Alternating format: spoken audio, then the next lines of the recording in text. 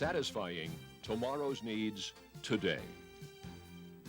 The Morton Distribution Center is making a commitment to its employees and customers to provide the education and training needed for continuous skills improvement, thus strengthening the overall level of satisfaction of its employees and customers. Satisfying tomorrow's needs today through education and training means improved quality at MDC. The Morton Distribution Center consists of 6 key functional areas.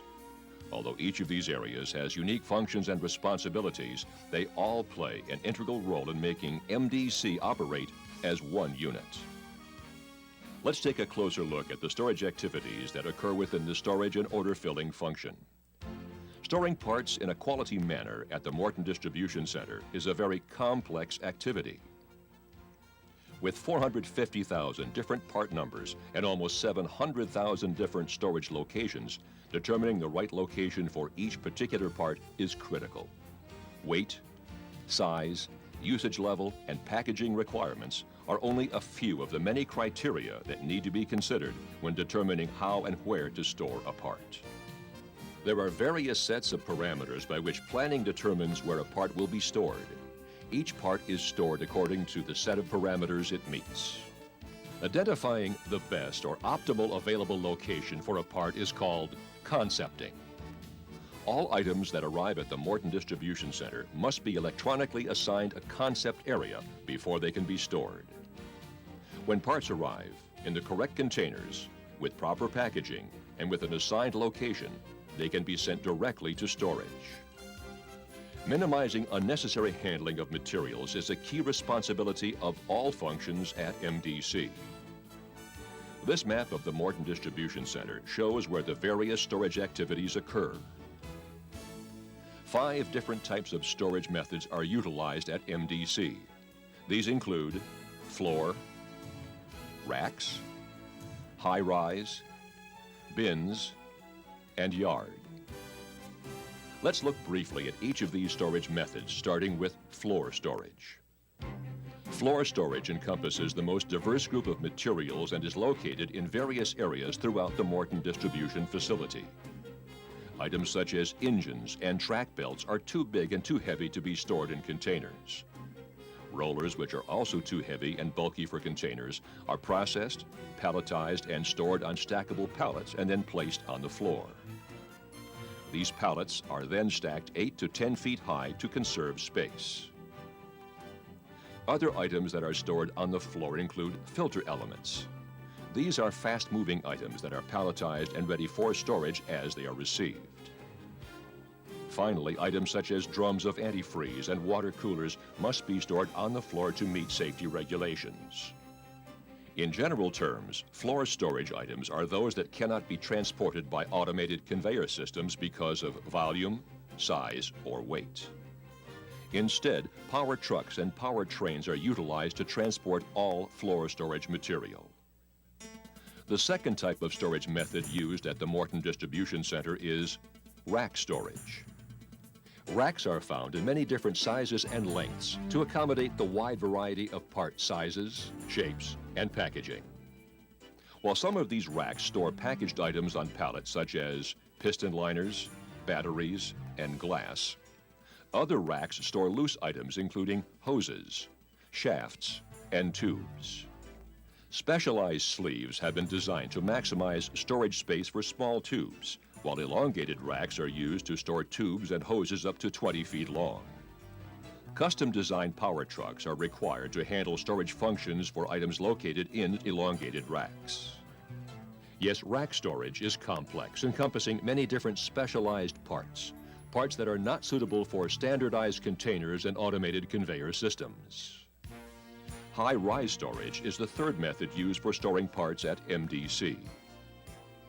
This method of storing parts is by far the most sophisticated and economical, since it involves the use of automated conveyor systems that begin at the receiving docks. Standardized containers are used to transport material from the docks to one of 4 high-rise storage areas in Building J. These 4 areas are called System 73, System 74, System 76, and System 77. These names represent the physical locations of each high-rise storage area. For instance, System 73 is located in Area 73, System 74 in Area 74, and so forth. Although each high-rise system is responsible for storing parts, remember that the weight, size, and usage level of a part determine how and where it will be stored. Let's take a look now at each of the 4 high-rise areas, starting with System 73. System 73 stores palletized items including drivetrain components and hydraulic parts. Beginning at the receiving docks, a power trucker places a palletized load on the unit load conveyor and pushes the correct button on the control panel. The unit load conveyor automatically delivers the palletized parts to a computerized input station in System 73. After the input operator enters the appropriate information from the supporting paperwork, the pallet of parts moves to one of 14 staging areas. From here, the palletized parts are picked up by one of the 14 computerized cranes and automatically delivered to an empty location within the 47-foot high racks.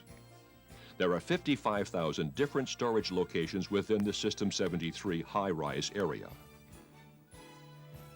The second high-rise storage area is System 74. This system uses captive containers, also called retrievals, to transport parts from the receiving docks to storage. Typical parts include gears and pins. Retrieval containers are unloaded directly from trucks at the receiving docks onto one of the 6 input lanes on the captive container conveyor system. Since the conveyor system is fully automatic, each container is weighed and scanned, and then electronically directed to the correct high-rise storage area. Barcode identification and location labels on each retrieval container provide information to the computer and send each captive container to System 74 or System 77.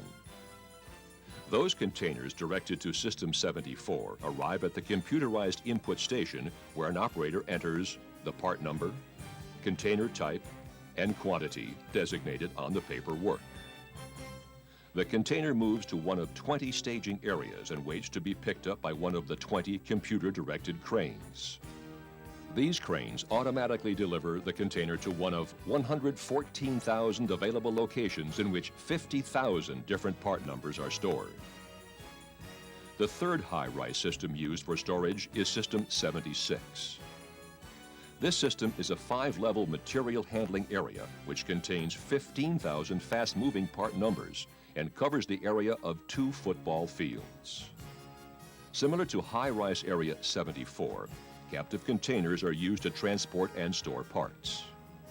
The containers are directed to System 77 from the docks and then released to System 76. Once the containers arrive at the System 76 input station, the operator keys in the part number and quantity, and the loads are automatically sent to an empty location. Each location can hold up to 3 captive containers which operate by gravity flow racks. The fourth and final high-rise storage area is System 77, which serves as a backup storage facility to System 76.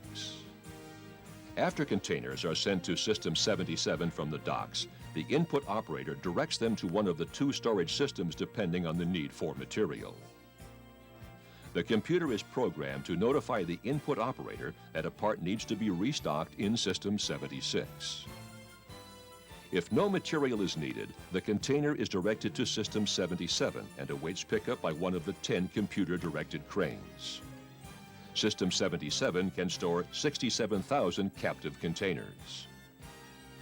The 4 high-rise systems are indeed sophisticated material handling areas that are critical to the efficient flow of parts through the Morton Distribution Center. Utilizing automated conveyors to transport parts in standardized containers minimizes unnecessary handling during storage activities. The next type of storage method used at the Morton Distribution Center is small parts bins storage. The small parts bins area is a manual storing and order filling system containing 2 floors with over 330,000 storage locations and 230,000 part numbers. As the name implies, small parts such as O-rings, washers, and bearings are stored here. Parts destined for storage in the small parts bins are transported in orange totes by an automated conveyor from the receiving docks. Each tote weighs approximately 8 pounds and has a capacity of 42 pounds of material. The total weight of a tote and its load should not exceed 50 pounds. After each tote is placed on the conveyor, it is automatically weighed and the barcode labels on the tote are electronically scanned. The tote induction operator keys in the storage zone, and the tote is sent on the conveyor to the small parts bins area. Totes filled with parts arrive in one of the 16 storage zones. There are 8 storage zones per floor, each with 1 or 2 conveyor lanes. Overhead signs are used to identify the different storage zones. The tote system is designed to transport a part from the receiving area to one of the bin's storage zones within 30 minutes. Once the tote filled with parts arrives at a storage zone, a material handler determines the required storage location designated on the Morton In-Transit tag, or MIT, and properly stores the part. Attractive items are stored in a secured crib area. Since the small parts bin area requires manual storing of parts, verifying the location and part number of each part to be stored is essential to maintaining accurate records. The fifth and final type of storage method used at the Morton Distribution Center is yard storage. The yard covers 800,000 square feet, or approximately 19 acres, and stores 8,000 part numbers. Since the yard is an outside storage area, parts must be painted or treated with preservatives before being stored. Large items such as track and link, dozer blades, and tractor buckets are only a few of the many different parts stored in the yard. Last but not least, the paperwork, the documents, the computer systems, and the quality-minded people who help keep our records accurate as parts are stored. All of these are needed to get the right part to the right place at the right time. Yes, the storage function is complex, encompassing many different activities with many different employees. But regardless of the activity, all employees need to be well trained for the storage function to work efficiently and accurately. Properly stored parts are essential to the other operations of MDC. Our customers, both internal and external, are important. Always think about the effect you have on the final customer as you store and handle parts. Remember, storing is only one part of a long line of functions and responsibilities that all play an integral role in making the Morton Distribution Center operate as one unit, satisfying tomorrow's needs today.